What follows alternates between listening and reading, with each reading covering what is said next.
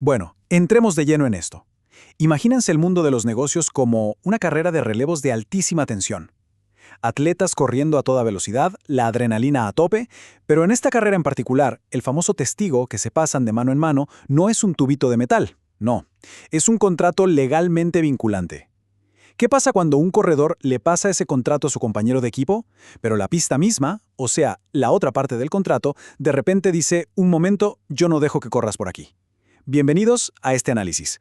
Hoy vamos a resolver un misterio corporativo fascinante y a descifrar, literalmente, el código de comercio para entender qué pasa realmente cuando una empresa decide pasarle sus responsabilidades a un tercero. Pasemos a nuestra primera sección, el dilema del suministro. Vamos a aterrizar toda esta teoría tan compleja en un caso de la vida real. A ver, estos son los hechos de nuestra historia. Todo arranca en lo que llamaremos el año cero. Tenemos a Isidro, el dueño de una sastrería, y a Ciro, que es un proveedor de unas telas hindúes espectaculares. Firman un contrato de suministro. Pasan 5 largos años y la cosa funciona de maravilla. Isidro compra, Ciro provee, todos felices. Pero, adelantémonos al año 5. Isidro decide que ya fue suficiente, quiere retirarse de la ecuación y le cede su posición en ese contrato a otra persona, Daniel.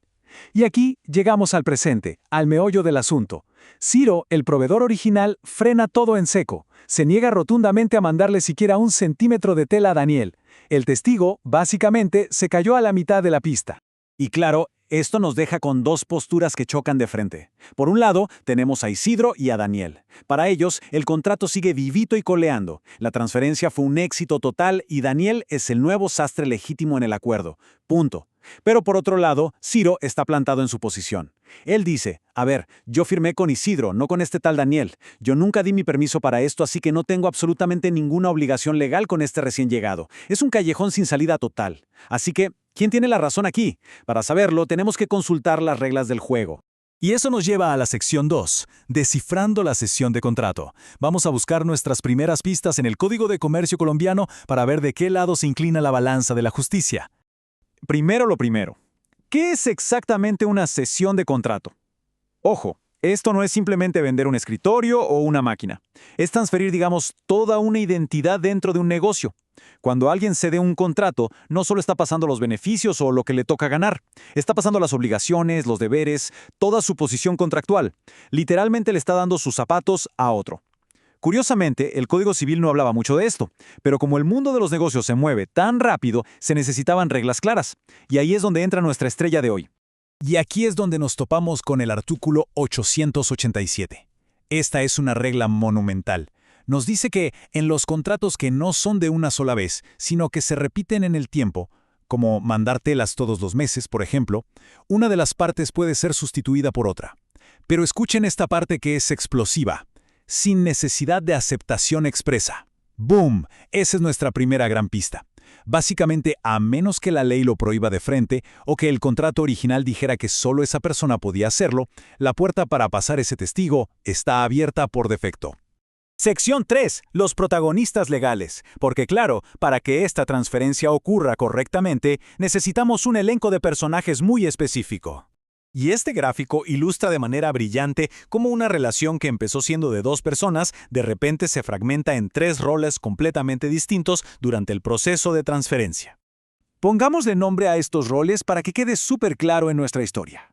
El cedente es el que se va, el que transfiere su puesto. En este caso, es Isidro, el sastre que está entregando el testigo.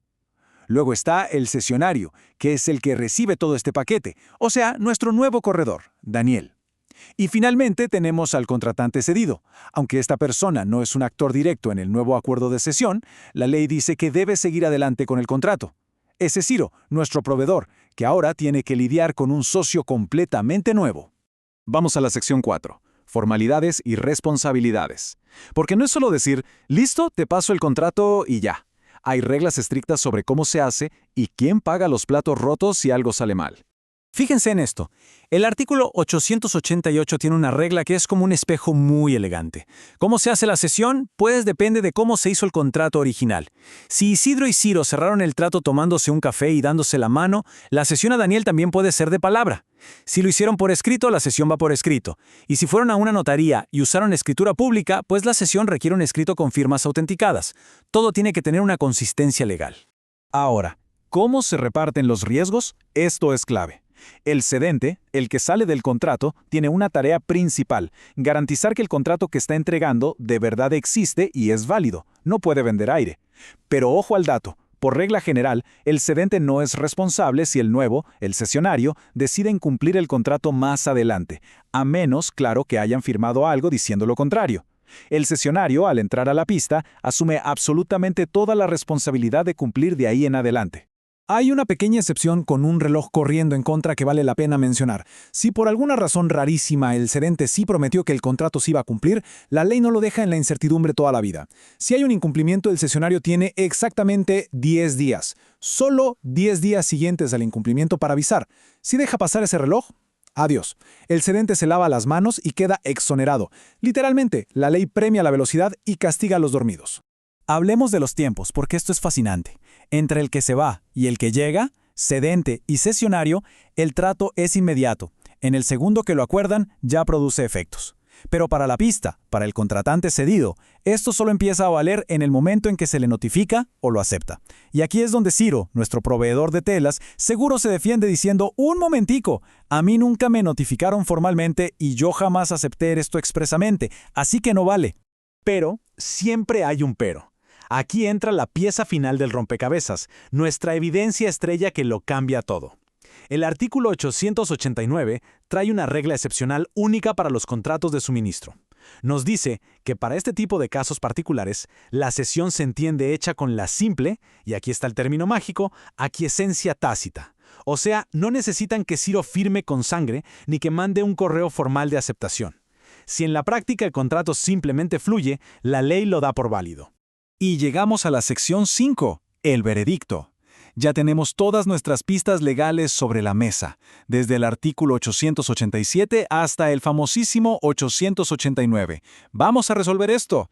Volvamos a la gran pregunta que nos trajo hasta aquí. ¿Tiene Ciro, el proveedor original, alguna obligación legal de cumplirle al nuevo sastre, Daniel, a pesar de que no quería tenerla? La respuesta, basándonos estrictamente en el Código de Comercio, es un rotundo y definitivo sí. Como estamos hablando específicamente de un contrato de suministro, la regla normal de pedir permiso y notificación cambia por completo. Aplica el principio de la aquiescencia tácita. Sumado a que el artículo 887 ya nos adelantaba que no se necesitaba aceptación expresa para contratos sucesivos, pues Ciro está amarrado legalmente a Daniel, le guste o no. La transferencia del testigo fue 100% válida. Bueno, sabemos que Daniel tiene la ley de su lado, pero tener la razón en un papelito no hace que las máquinas se enciendan, ni que las telas lleguen mágicamente al taller. Entonces, ¿cuál es el camino práctico a seguir en el mundo real? La ley le da una hoja de ruta clarísima. Número 1.